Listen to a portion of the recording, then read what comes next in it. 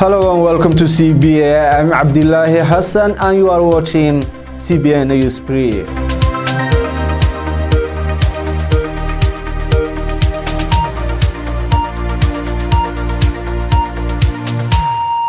Somaliland's House of Representatives has rejected amendments to the Districts and Regions Administration Bill passed by the House of Elders. At Monday's session, the House of Representatives has rejected all the 16 changes the Upper House of Parliament introduced to the bill. The House rejected the promotion of 3 districts to Class B and instead relegated them to Class C or 3rd class. The districts denied promotion are Ainabo, Talah and Beledweyn. Districts of Class B have 14 elected local councillors while Class C districts have 13. Another opportunity change is the proposal that mayors and the deputies could only be impeached with 2/3 vote of the local council. The version biased by the House of Representatives mandates that a simple majority suffices for the task. The House of Representatives also removed the legal impunity granted to the local councillors by the bill passed by the House of Elders.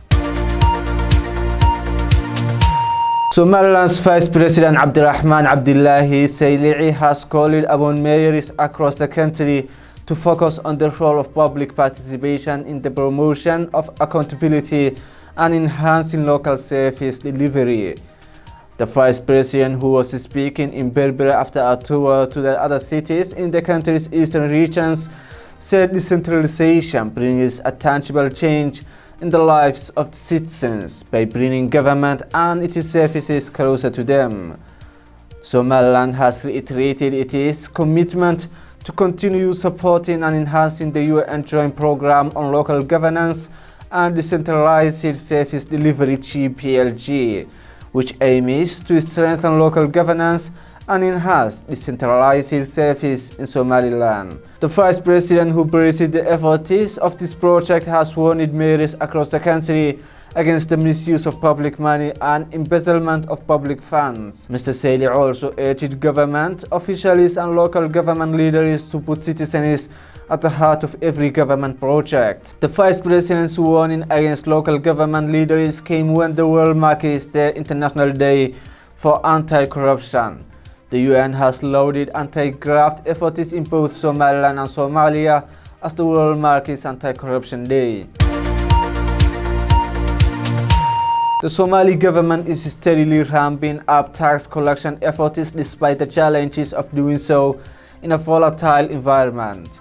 The Minister of Finance and the Mayor of Mogadishu officially launched a tax collection office where residents of Mogadishu can pay their taxes. In an effort to increase tax collection, the government of Somalia has opened a new Inland Revenue District office in Hodan, Howlwanag and Wadajir neighborhoods in Mogadishu. The opening ceremony of the facility, which was sponsored by the African Development Bank, was attended by the federal government's Minister of Finance Abdirahman Hussein Duale Beyle and Mogadishu's Mayor Omar Mahmoud Filish. In a bid to raise revenue and provide social services to the Somali population, the Finance Ministry and the administration of Mogadishu is engaging businesses and convincing them of the benefits of paying taxes. The Inland Revenue Department works with a special police unit that helps them collect taxes from businesses around the city. It is estimated that hundreds of companies, both local and foreign, have set up businesses in Mogadishu and their staff members pay taxes deducted from their monthly salaries. 5 other tax collection centers are expected to be established in Banaadir region in a bid to boost income revenue collection by the Ministry of Finance in a project supported by the World Bank and the African Development Bank. The increase of local revenue collection is one of the conditions set up by the International Monetary Fund to Somalia for debt relief procedures. Somalia's overall revenue from tax collection totaled nearly $141 million in 2017 compared with $110 million in 2016. 2 survivors have been found alive 2 days after 6-story building collapsed in the Kenyan capital Nairobi. Authorities said the building collapsed on Friday, killing at least 5 people, injured 31 others, and left 24 more missing. When the 2 survivors were found Sunday morning, a crowd of onlookers burst into cheers and claps.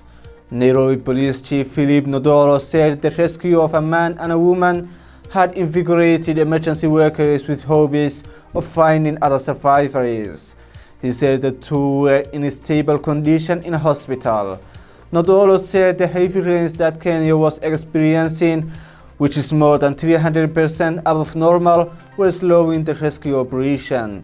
It was not immediately clear what caused the building to collapse, which the Red Cross said housed 22 families. Building collapses is common in Nairobi, where housing is in such high demand and unscrupulous developers often bypass regulations. On Saturday, 1 person died and others were injured when the balcony of a single-story building in Chuka in central Kenya collapsed. In September, a school collapsed in Nairobi, killing at least 7 primary school children. 205 young recruits from the Hirshabelle State Police Force have commenced basic police training at the Hirshabelle State Police Training Academy in Jowhar. The training was officially launched by Hirshabelle State President Mohammed Abdiwared, the AMISOM Police Commissioner Augustine Magnus Kayle, and the State Minister of Security Mohammed Abdirahman Khair. Instructors from the African Union Mission in Somalia will support the SPAF to deliver new officer recruit basic training. Early this year, Hirshabelle State launched a police recruitment drive as part of the Joint Police Program, which is led by the federal government of Somalia with support from AMISOM, ANSOM UN Police, the United Nations Office for Project Services, and the United Nations Development Program, with funding from the European Union, the United Kingdom Aid, and German Federal Foreign Office. The police recruitment supports the Somali Transition Plan, which will establish capable and accountable security forces to secure Somalia when AMISOM exits. Upon completion of the initial basic training, the personnel will be deployed to deliver police services to population centers and main supply routes in Hiran and Middle Shabelle regions.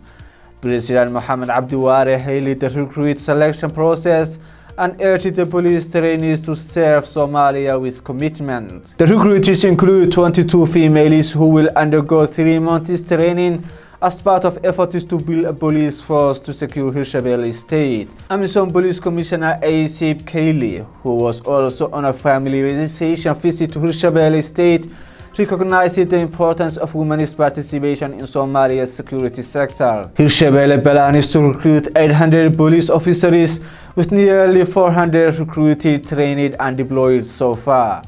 The African Union Mission has developed a conditions-based transition plan to transfer the national security responsibility from the AU troops to the Somali security forces, guided by the rule of law and respect for human rights ahead of AMISOM's anticipated exit in 2021. That's our news in brief. Thank you for joining us. Stay tuned for our full news coverage with Yunus Deko.